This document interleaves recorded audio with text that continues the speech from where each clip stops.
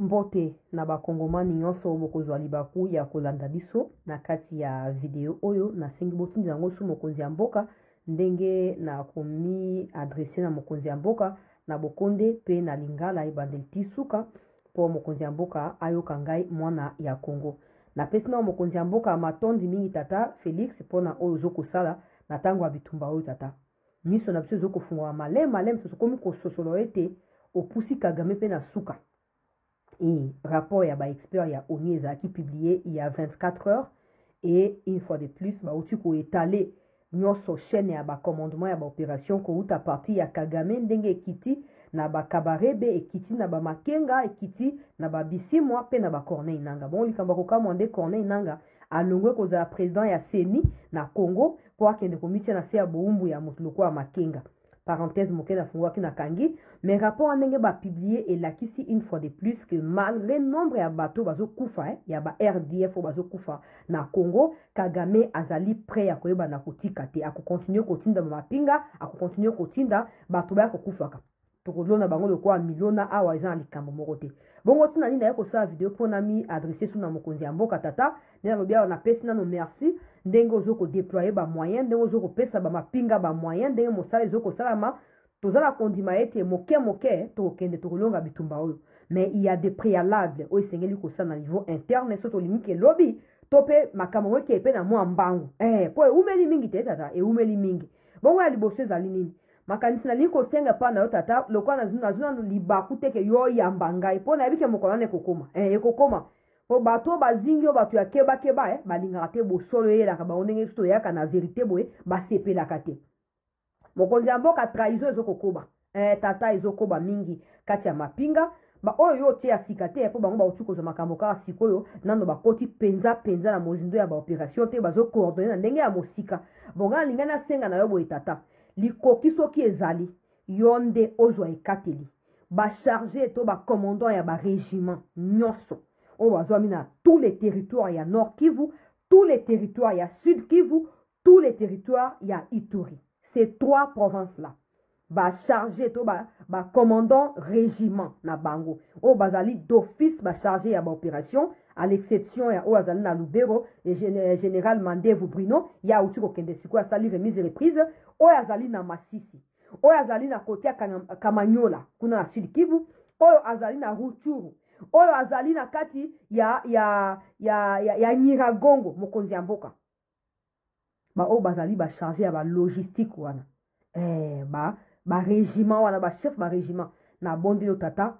convoqué bango eza etumbu te benga bango bosala nao likita tango bakoma kaka na Kinshasa wa tango kaka yo kotala kaka bango na miso pamba mokonzi ya mboka tango kobanda koswana bango bakokapte makambo zoloba te po bakoyoka te okososola ete opesi confiance na bato oyo bamérite confiance na yo te oui parce que bato bakanisaka neti kochanger général chef état-major eza suffisant po tolonga bitumba non ça fait partie ya bastratégie mais bato bazali lokwa balisu ya chef ya état-major na fondé bango barégiment so baza sincère te eloko kosalama te net na Ituri kutu toloba te bango na bango bainfiltré toloba te na Masisi bango nde baosala biso baje ya baaller retour wana bango nde bazoko koinstigaka population abombaka ba RDF ndenge basali po retourner contre biso na kati ya Masisi centre qu'on a récupéré et qu'ils ont réoccupé na bondeli otata wana ya liboso convoqué ba chef ba régiment tout na territoire ya nord na ba territoire tout na kati ya Nord Kivu Sud Kivu pe Ituri baya likita na yo opesa bango ba directive asika yo mona no mona bango il ressemble à quoi yo moko mona bango yo moko sona bango otaso ba comprendre yo to ba comprendre te comme ça ko yeba langage nini bango ba comprendre ka par rapport na mibeko oyo opesaka wana ya liboso ya mibale makoki ezali te tata te ofandisa ba mapinga eza ba oyo bazwi bokonzi ya sika na ba oyo baza deja na kati tout ça ba oyo bazosala otuna bango motuna ke toza na kati ya bitumba bino nde boza ba expérimenter ya manduki pe ya makambo ya front na lingina yeba banani baza prêt ya kobunda wana motuna ya liboso banani baza prêt ya kobunda batomba maboko ba oyo bakotomba maboko te oko écarter bango mais par complaisance et par peur d'être pointé du doigt la plupart bakosala nini bakotomba maboko Alors so bango tout bato maboko na étape wana siko koleka étape mbala pona koloba nini pona koloba ke non na minute oyo bino nyonso bato maboko seke boza d'accord na lingi siko bino mo bomi pointé oyo azoke mi sentir capable ya kokende na front to kodiriger likambo songo yo pakala oyo azomi sentir compétent capable efficace ami pointé nga na kopesa ye makoki akende okomona siko motu to akoma réticent mpo akobanga nakende tout ça mais baoyo bakotombola maboko okopesa bango sikoyo mandat ya kosala nini ya kokende et ntango bakokende ntango bakoéchouer vous n'aurez plus besoin de passer par vos conseillers pour avoir les informations monsieur le président ozasu na poste bopesa information ane aloba déjà ils font leur travail comme d'habitude il n'y a pas de problème mais ntango baofficier wana bakozwa engagement directement epa na yo liboso na okoloba ke non tata nga nazwi ekateli ya kokende kobunda pesa ngai makoki quand ils vont faillir ils vous rendront des comptes directement et ça vous permettra de vous rendre à l'évidence de ce qui se passe. Parce que l'information ne passera plus par des interférences où elle sera déformée. Non. Moto wana ye moko yebisa yo soki a échoué ko yeso pourquoi échoué soki eloko ezangi ye monde akobano yeso tata eloko bo ezangi bakiselanga yango po likambo ya kotia bato ke groupuscule chef ya opération chef ya boye tout ça bango tout ba travailler na kati ya task force soki na kati ya nini non. Et ça, c'est rejeter ma faute les uns sur les autres. Et comme ils sont protégés à un certain niveau, ils ont la clarté dans ma cambre. On continue à faire confiance, mais mériter confiance là aussi. Mériter confiance aussi, papa. Tia bango devant évidence. Mon bout, tu as fait ce genre de choses. Tia bango devant évidence. Oyaza prêt à Kekobunda. Oyaza prêté. Soit à Tikal na Kishasa. Toi, tu es dans la zone où tu es zate. Toi, Fandi à Samosa Mosusu. Oui. Comme ça, il faut éviter que, bah, toi, Sika, oh, bande, on a bisso. Bautu ko rejoindre armée siko ba force spéciale ba jeune ba côte na katia ba embuscade ya ba traîtres qui sont enracinés dans les mal. Pourquoi? Parce que tant ba jeune ba koya aligné na changement akuti ba vie o ba na katia ba anti valeur ba ça ya petit yo lingo changer makambo yo ka j'aime to changer makambo et ko ça nini et ils ont retardé ba résultat escompté. Tant ko tia muto yo a mi porter garant que naza compétent. Donc na makambo permettez-moi tina suka à cause de l'appuyer na ba jeune bakoye ba ke yo pesi confiance na mutu wana et ba koketi na suka maintenant tant mutu na bando ko rencontrer ba obstacle il sera en mesure de vous dire clairement que monsieur le président tala mutu mabe mutu malamu mutu mais en dehors de tout ça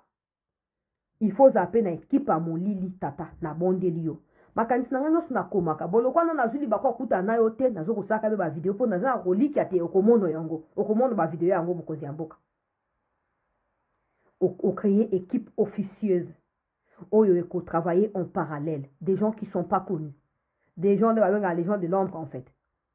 oh ba yebanité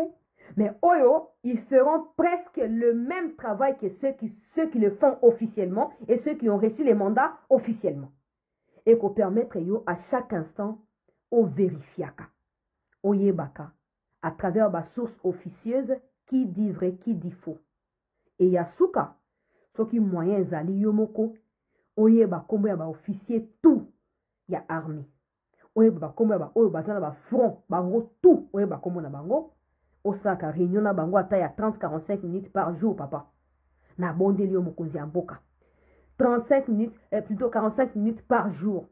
au vérifiaka. Qu'est-ce qui s'est passé aujourd'hui? Sans passer par des conseillers, monsieur le président. Je sais que vous êtes pris, vous avez beaucoup à faire. Sans passer par des conseillers. Vérifiez cela de par vous-même. Et comment on s'est déclenché yango moko automatiquement. Parce que accumulation, il y a un mensonge. Des offres croient que non, armée, à salir et puis non. Dans la pose à répéter, ils sont plus que déterminés. Il y a qu'au foutre banguna, libanda ya territoire, ton assis à mabélé. Mais bazali, ba traître, bazawana, bazo komi protéger na ba niveau ya likolo, bazo ko empêcher au monde à polé, ya bo solo, ya makambozo koleka. Ngazani nanga prêtre ce seigneur ko kuta na pona, pesa makamboto na ko pesa avec des éléments en appui. Oui! Mokonzi amboka tozali sima na yo. Kagame comme ko tatabana. Oh, tu as confiance, il y a président angolais. Oh, d'abord c'était les Tutsis, les terres congolaises. Oh non, les FDLR, oh les M23. Maintenant ça devient, c'est genre le reste qui devient les problèmes pour Kagame. Il est au fond du gouffre, monsieur le président. ne lui donnons pas l'occasion de respirer. To enfoncer ti à cause tout fait kuna na manduki une bonne fois pour toutes. Merci.